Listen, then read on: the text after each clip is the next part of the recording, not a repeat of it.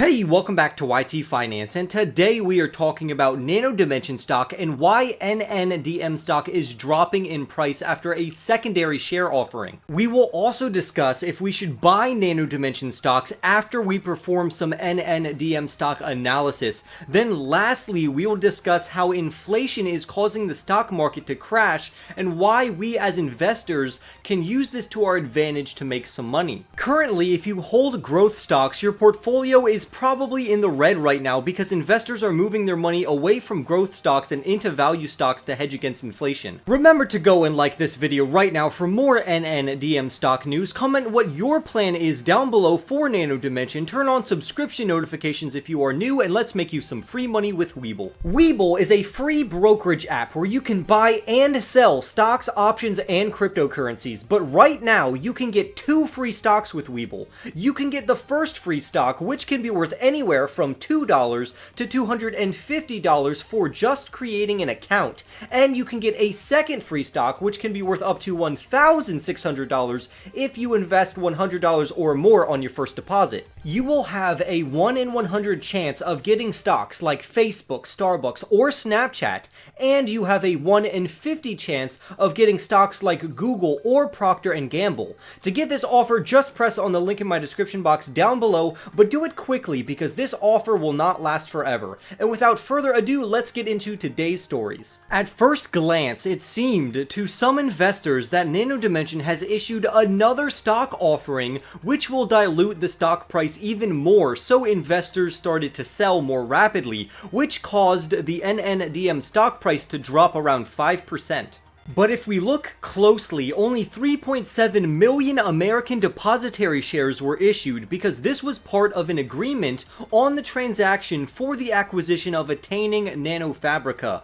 These shares acted like cash to acquire this company, and none of the proceeds from the ADS shareholders selling will go to Nano Dimension. So unlike what people originally thought, Nano Dimension did not issue a mass share offering like they have done so many times in the past. However, Nano Dimension is still downtrending heavily to where NNDM's short-term technical score is a 43, which indicates that the stock is trading less bullishly than 57% of stocks in the stock market. And specifically in the computer hardware industry, NNDM stock only ranks higher than 45% of stocks. Hopefully, Nano Dimension can fall below $5.66 to where their money on their balance sheet actually makes up more than that amount, so it's a guarantee value play. NNDM has a terrible long-term technical score according to this robotic analysis indicator, which says that Nano Dimension is only better than 9% of stocks for a long-term hold. However, I personally think that Nano Dimension's long-term potential is far superior to many stocks on the market, considering its niche 3D printing AME technology. But it is always good to not overexpose yourself to risky growth stocks like Nano Dimension because it has yet to prove its value financially in terms of major revenue generation and attaining profitability. At the time of this video, NNDM is trading at around $6, and its year-over-year revenue growth has declined by 0.3%, which is anticipated to improve this year.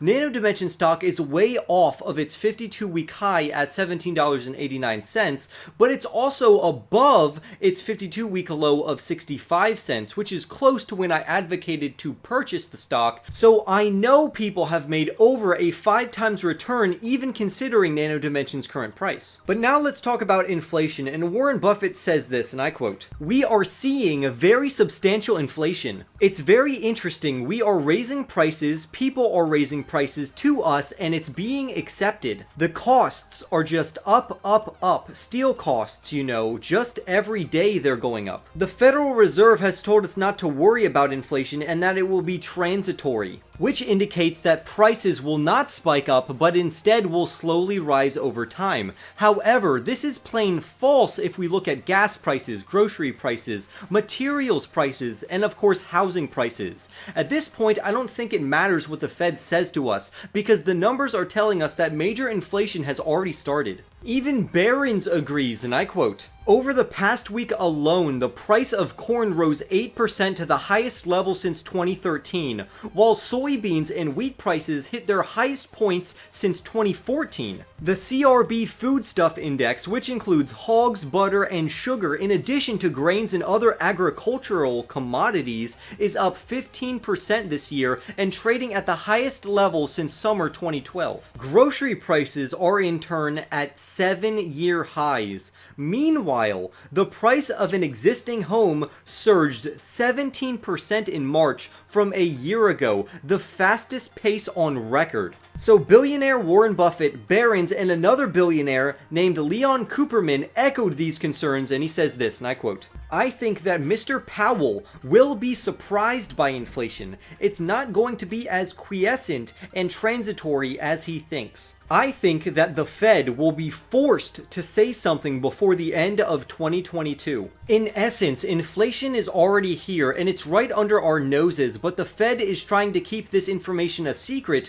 otherwise we could see another stock market crash, so I hope you have some extra cash on hand just in case it does." The reason why the stock market has not crashed again is because the Federal Reserve is supporting it with low interest rates, stimulus checks, along with vaccines that are being distributed right now, so the stock market is still floating, but growth stocks are definitely feeling the impact of investors taking money out of them and putting them into safer value stocks. We should also keep in mind that there are great deals right now in the growth stock space because fundamentally, many of the growth stock companies are still doing very well, so I am taking advantage of this by discounting and averaging down my average cost basis on my high conviction plays. So even though money is being drawn out of growth stocks and growth plays, they are actually still doing very well, and I'll quote from Louis, who says this, and I quote, "In other words, the current environment of near zero interest rates, more than 6% GDP growth forecasts for 2021, record order backlogs, and robust consumer spending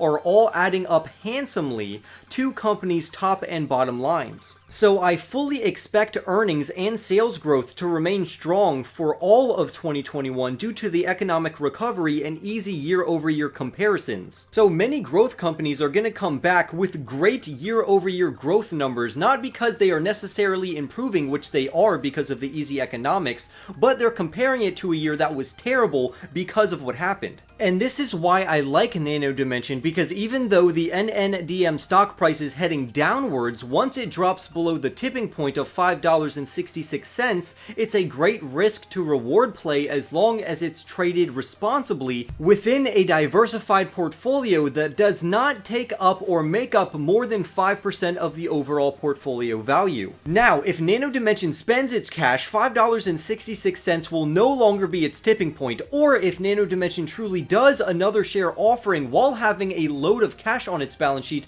I will be heavily disappointed. But I wish Nano Dimension and NNDM stockholders the best. Remember to like this video right now, comment your thoughts down below, subscribe if you are new, and I will see all of you in the next YT video.